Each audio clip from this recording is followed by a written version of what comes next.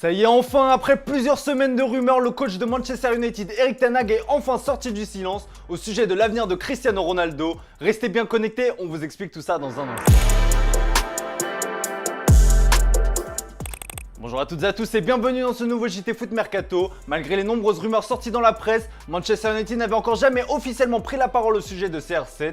Et bien c'est désormais chose faite avec le coach qui a tenu à mettre les choses au clair. C'est le feu à Manchester United en ce moment, pas un jour ne passe sans que l'avenir de Cristiano Ronaldo ne soit évoqué. Comme vous l'expliquez dans la revue de presse de ce matin, les Red Devils ont imposé une deadline aux Portugais et attendent désormais sa version officielle. Actuellement, les Mancuniens sont en tournée à Bangkok sans la star portugaise et à l'occasion d'une conférence de presse organisée avant une rencontre amicale contre Liverpool, le coach Erik ten Hag n'a pas pu éviter les questions au sujet de son joueur. Et comme le dit l'expression, il a mis les points sur les i et les barres sur les t. Non, nous planifions la saison à venir avec Cristiano Ronaldo et c'est comme ça. J'ai hâte de travailler avec lui. Il voudrait partir, il ne me l'a pas dit. Je l'ai lu, mais comme je vous le dis, Ronaldo n'est pas à vendre, il fait partie de nos plans et nous voulons gagner ensemble. J'ai parlé avec lui avant que ce problème ne survienne. J'ai eu une conversation avec lui et elle était bonne. C'est entre Cristiano et moi, mais je peux vous assurer qu'on a eu une très bonne discussion ensemble.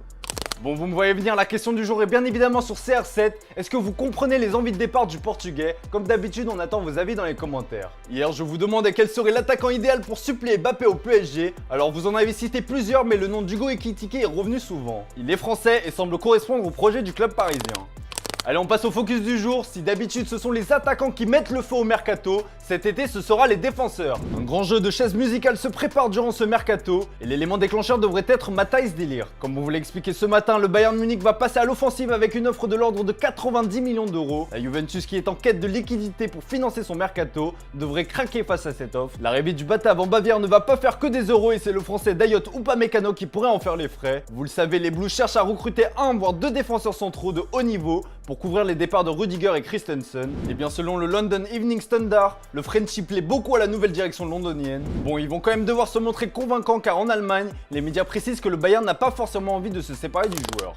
En cas de départ de De Ligt, la Juventus va devoir lui trouver un remplaçant, et bien deux noms se dégagent pour succéder au néerlandais. Selon la Gazzetta dello Sport, la priorité se nomme Kalidou Koulibaly, mais le Sénégalais pourrait finalement rester à Naples. En fin de contrat en juin 2023, il a reçu une offre impossible à refuser selon son président, un contrat de 6 millions d'euros net pour les 5 prochaines années et une reconversion au club comme entraîneur. En plan B, le journal au papier rose explique que la Juve est séduite par Presnel Kimpembe. L'écurie turinoise estime qu'avec la forte concurrence qui règne à Paris et la future arrivée de Milan Skriniar, Presco cherchera un nouveau point de chute pour garantir sa place pour le mondial 2022. Un échange avec Moise Kean, déjà prêté par le passé au PSG, est envisagé. Pas certain cependant qu'il soit tenté par ce deal, ces derniers souhaitant plutôt du cash. Et ce serait pour le réinvestir évidemment car les pistes du PSG sont nombreuses. Et l'Espagnol révèle aujourd'hui que les décideurs parisiens se cherchent un latéral gauche plus expérimenté pour épauler Nuno Mendes. Et le nom de Ferland Mendy du Real Madrid est ressorti. La Juventus serait aussi intéressée. Reste à connaître le montant que réclament les merengues. Bon, vous avez prévenu, ça risque de pas mal bouger chez les défenseurs cet été.